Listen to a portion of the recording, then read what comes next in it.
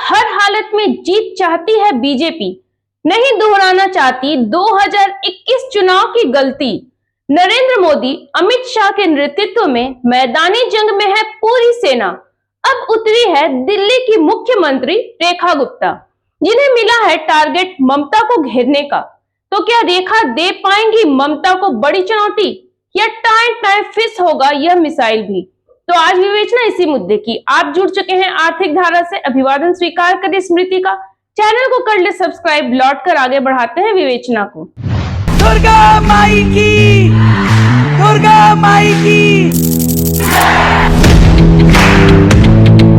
BJP चाहती है हर हालत में फतह करना बंगाल को, आजमा रही हर दाव पेच। एसआईआर से लेकर केंद्रीय जांच एजेंसी ईडी, सीबीआई तक, आईपीएस और आईएएस के प्रतियुक्ति से लेकर पैरामिलिट्री फोर्स की तैनाती तक नेतृत्व संभाल रखा है चाणक्य अमित शाह ने। पूरी सेना ने खोल रखा है मोर्चा विभिन्न क्षेत्रों में। ममता के खिलाफ उतारा गया है दिल्ली की मुख्यमंत्री रेखा गुप्ता को।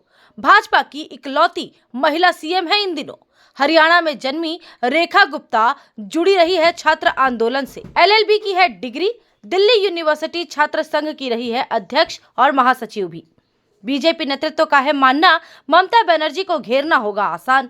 रेखा ने किया कोलकाता का दौरा, कालीघाट मंदिर में की पूजा, महिला कार्यकर्ताओं को किया संबोधित, जमकर बरसी ममता सरकार पर, हर मोर्चे पर बताया विफल।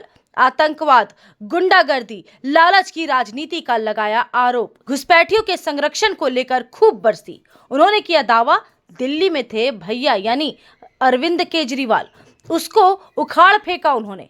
अब है बारी कोलकाता की दीदी ममता की। उन्हें भी सरकार से बाहर का रास्ता दिखाने की है रणनीति। केंद्र की राशि हड़पने की भी हुई चर्चा। रेखा गुप्ता स्वागतम, रेखा गुप्ता जी स्वागतम।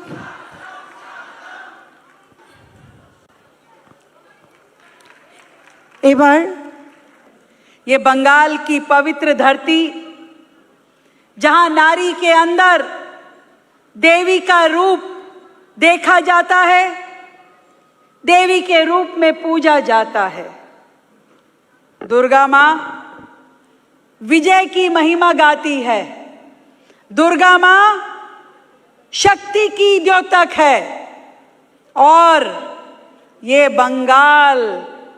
बंगाल तो जननी है उस भारतीय चेतना की, जहां से हमारा राष्ट्रगीत वंदे मातरम आया है। एक बार जोरदार तालियां आप सब लोग अपने लिए बजाएं। मेरी मां दुर्गा की शक्ति प्रतीका, मेरी बहनें जो इस हॉल में बैठी हैं, जो किसी से डरती नहीं हैं, जो ताकत रखती हैं, जो साहस रखती हैं, ऐसी मेरी बहनों अपने लिए जोरदार तालियां बजाओ। बंगाल में दीदी है और दिल्ली में भैया था, याद है ना? भैया को तो भगा दिया, अब किसकी बारी है? किसकी बारी है? दोनों एक जैसे थे, वो भी ऐसे ही करते थे। अभी अन्नपूर्णा जी बता रही थी कि आयुष्मान लागू नहीं करना, केंद्र की योजना लागू नहीं करनी, राष्ट्रीय शिक्षा नीति लागू नहीं करनी, हर चीज पे अपना नाम चाहिए। हमका नाम दो, सब कुछ हमका नाम दो। क्यों दे? जनता का पैसा है, जनता के हित में लगना चाहिए। तुम कौन हो खामखा रोकने वाले?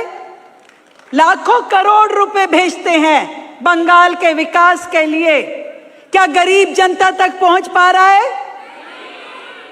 गरीब जनता तक उनके हक का पैसा पहुंच नहीं पा रहा। बंगाल की जनता को विकास में नहीं पा रहा। सारा पैसा जा कहां रहा है? सब जानती हो आप लोग, तो बहुत होशियार हो। इसीलिए मुझे पूरा विश्वास है कि भैया गया, अब किसकी बारी है? अब दीदी की बारी है। इतनी बुरी हालत तो हमने कहीं नहीं देखी। पूरे देश के किसी राज्य में जहां एक महिला मुख्यमंत्री हो और वहां की बेटी सुरक्षित ना हो, वहां की महिला की इज्जत की कोई कीमत ना हो? ऐसा तो पूरे देश में, पूरे विश्व में कहीं नहीं होगा जो इस बंगाल की धरती पे, मां दुर्गा की धरती पे ममता बनर्जी के रहते हुए हो रहा है। बड़े शर्म की बात है। कितने सारे किस्से हमने बंगाल के बारे में सुने। मेडिकल कॉलेज के सामने ही उस छात्रा के साथ में बदतमीजी हुई, शोषण हुआ, और ममता बनर्जी कहती हैं कि रात को बाहर क्यों निकली। शर्म की बात है कि नहीं है? कितने शर्म की बात है। पापियों से कुछ नहीं पूछती हो, उनके बारे में कुछ नहीं कहती हो, और बेटियों के बारे में इल्जाम लगाती हो।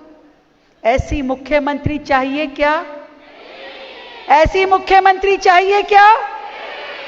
आज मैं पूछना चाहती हूं, जब घुसपैठियों की वकालत की बात आई तो ममता बनर्जी दिल्ली पहुंच गई, काला कोट पहन के वकालत कर रही थी, सुप्रीम कोर्ट में खड़ी थी। जब इन बच्चियों की आवाज उठानी थी तो कहां चली गई थी ममता बनर्जी? मैं पूछना चाहती हूं। तब इनके मुंह में एक शब्द नहीं आया, तब इन्होंने इतनी सी आवाज नहीं निकाली, और घुसपैठियों की वकालत करने के लिए दिल्ली पहुंच गई। सुप्रीम कोर्ट में खुद मुख्यमंत्री जी खड़े होकर के वकालत कर रही थी कि इन घुसपैठियों को मत निकालो, मैं चुनाव कैसे जीतूंगी। इन्हें शर्म नहीं आई?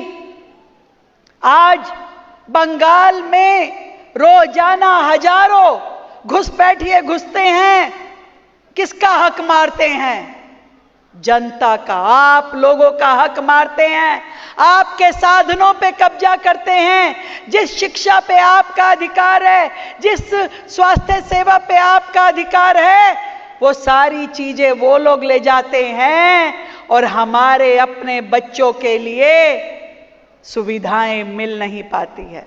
मुद्दे सभी पुराने थे, लेकिन चेहरा था नया, यानी नई बोतल में पुरानी शराब। लेकिन पलटवार किया तृणमूल ने भी। रेखा की दिल्ली सरकार की जमकर की फजीहत। दिल्ली से हजारों महिलाओं के लापता होने, छठ के लिए फर्जी यमुना नदी बनाने, वायु प्रदूषण से दिल्ली को गैस चैम्बर में बदलने, और महिलाओं पर बढ़ते यौन अत्याचार, बुलडोजर कल्चर, हर मोर्चे पर किया बेनकाब। वैसे भी अपने बड़बोलेपन के लिए चर्चित है रेखा गुप्ता। यूपी के पूर्व मुख्यमंत्री अखिलेश यादव को कह दिया था टोटी चोर, AQI को कहा AIQ, ऐतिहासिक तथ्यों में की भारी चूक। दावा किया भगत सिंह ने संसद में बम फेंका था कांग्रेस सरकार के खिलाफ। हर चुनावी वायदे डाल दिए गए ठंडे बस्ते में। दिल्ली में आप नेता लगातार हमलावर रहते हैं रेखा गुप्ता पर। टीएमसी का है दावा, रेखा गुप्ता का नहीं होगा कोई असर बंगाल की जमीन पर।